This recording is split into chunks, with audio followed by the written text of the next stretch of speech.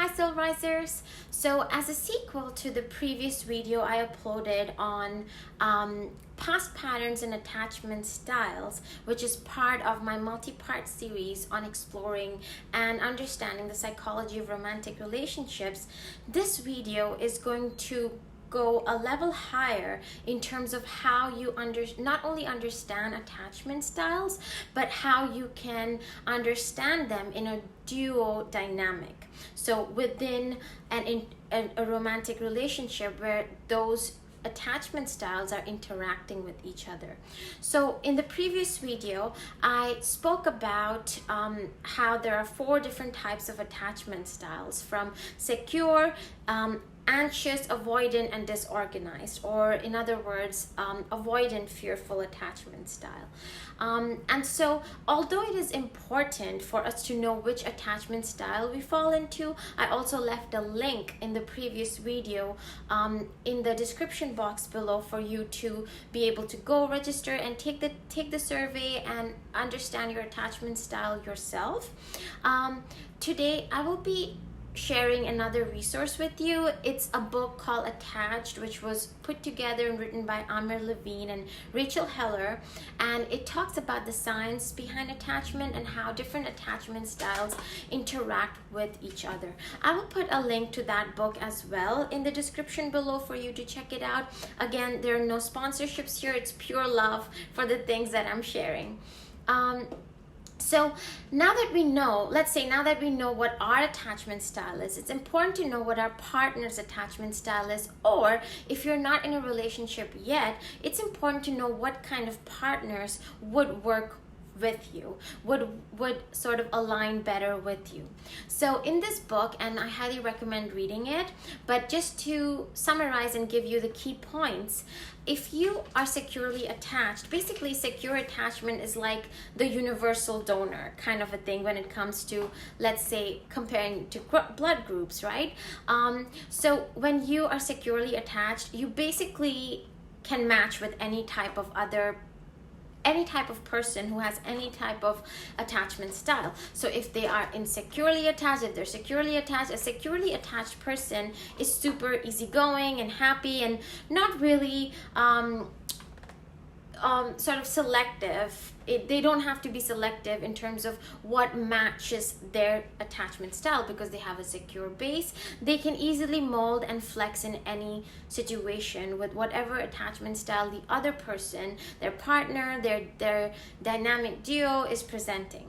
However, when it comes to insecure attachments, which involves anxious and avoidant types, it's best not to club anxious with avoidant. So if you are an anxious type of a person and you end up falling for someone who's avoidant type, that's sort of not a very healthy combination, because what would happen here is one person gets needy and clingy because that's their way of expressing fear. It's like they want reassurance, they want validation, while the other person who also is afraid and needy, but they don't really present it that way. Their fear is exhibited in a portrayal of running away, avoiding the person, because it's too overwhelming for them to be within that dynamic.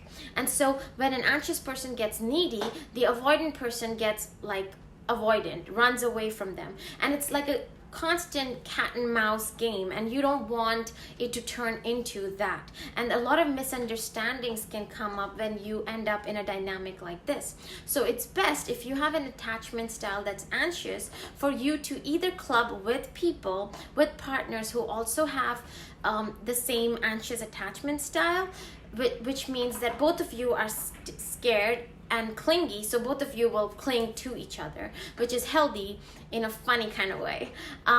Or you can club with someone who is securely attached. So people who are anxiously attached, they can club with people who are also anxious, or with people who are securely attached. On the other hand, if there are certain people who are avoidant, it's best for avoidant types to club with people who are securely attached, because if you are avoidant and you club with someone who is also avoidant, then there's nothing sort of magnetizing you together. It's like you both are running away from each other, and how can you establish something healthy if you both are running away from each other? So for the avoidant types, the best pair is to find someone with a secure attachment style. Now for someone who is avoidant and anxious, which is the undifferentiated or the mixed type, for that group specifically, again, the secure types are the best to club with. So yes, life teaches us with experience and through experiences what types are most suitable for you in terms of sustaining and keeping that healthy dynamic going and that healthy mindset going even after you're in a relationship. But knowing what your attachment style is and then knowing what the other person's attachment style is really gives you that edge over others in terms of establishing a healthy dynamic. At the end of the day, it's important to know that, again, like I said, you are not stuck anywhere. Okay, remember that. You have the ability to mold, to train yourself, to train your potential someone or your current someone into being the best version of themselves with you and co-creating something healthy together. So keep this in mind while you go in an informed manner, and definitely look at past patterns and attachment styles, not just for you but also your better half, your other half, to be able to understand and create a very successful dynamic duo, or any other area of your life that you would like to improve. This also helps in that way. So all the best. If you have any questions or comments, feel free to leave it in the description below, and do subscribe to my channel for more invigorating videos, and hit the bell button if you want to be notified on brand new videos that come up every now and then, which will be a lot more frequent starting this fall.